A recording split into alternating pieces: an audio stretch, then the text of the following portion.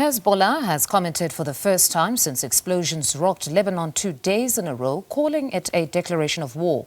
Several people have died and hundreds have been injured after pagers and walkie-talkies exploded across the country.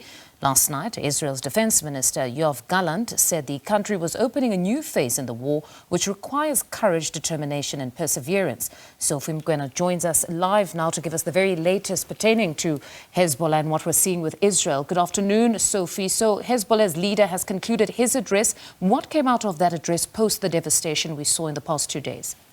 Well, as you pointed out, he indicated that what transpired on Tuesday and Wednesday was actually or is a declaration of war. But it's not clear whether the retaliation will happen in the coming days.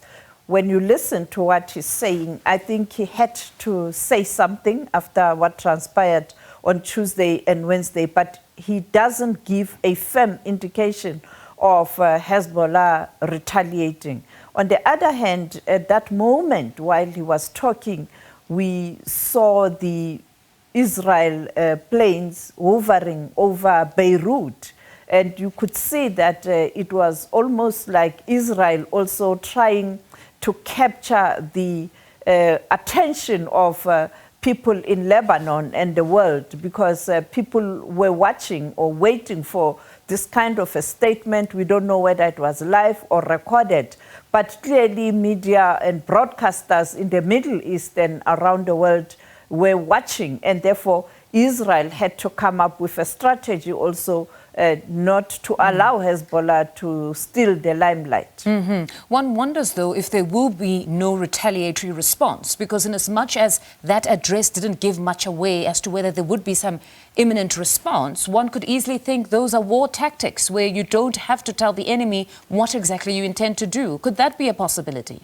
That is a possibility, because if Hezbollah doesn't do anything, that will lead to a situation where people will think that Hezbollah is not up to the task in terms of taking Israel head on. And we know that as we speak tonight, you see those activities in relation to Israel airplanes and warplanes. And therefore, I think at this moment, those tactics, both Israel with the actions and also distribution or dropping of leaflets. On the other hand, you have Hezbollah, the most senior person. We don't know where he is. He's always around strong security, talking and putting a brave face, saying that this is a declaration of war.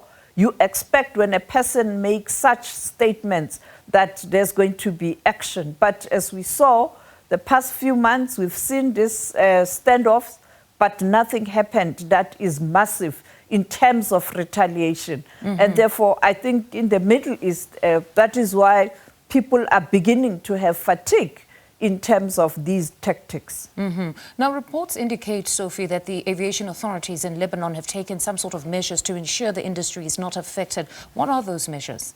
Well, they've decided to ban the use of communication device such as the pagers and also the walkie-talkie, because they are scared that if that had to happen or is happening in a plane, you are going to have a massive casualties. And therefore, they've taken those measures to ensure that there is no communication on the plane, and to ensure that you don't again risk these kinds of acts to happen while you have people traveling.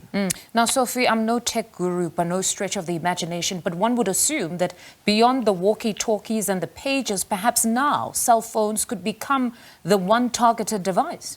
Including the laptops. I mean, any communication device, any technology can be used to hit back. And therefore, I think those countries, particularly in the Middle East, in the region, now the ministers or people who are responsible for communication and technology are beginning to look at what kind of technology they have above all, where do you get that technology? And I think they are doing investigations in terms of what transpired in Lebanon, who supplied those communication devices, and maybe beginning to think whether it is safe to use such device. We heard that it was a Taiwanese company. Of course, it has denied and saying the person who, or the company that would have made those devices is BAC. But we understand that beyond this conversation, there's now been a surge of demand of communication devices from China. Yes, and that is going to add to the trade war between China and the United States of America, or the developed North. Because you know already there were issues between China and the developed countries in the North in terms of how China is powering ahead to strengthen itself, particularly in this sector of technology. And therefore, people are beginning to think or look at perhaps abandoning certain devices coming from the North, because you know that Israel and the North are friends, and as Israel is a suspect in this case, clearly they will look at countries that are friends with Israel that are supplying such device in terms of security.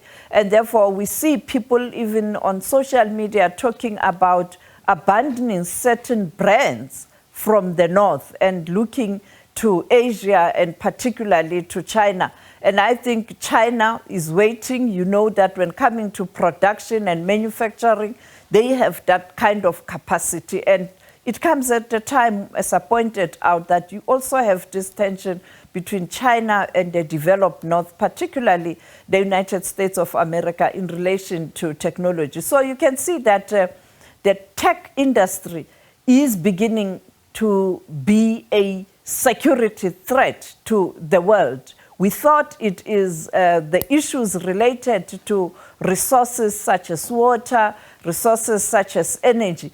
But now you can see this technology is becoming a problem. Sophie, as always, great speaking to you. That's SABC News International Editor Sophie Mokoena.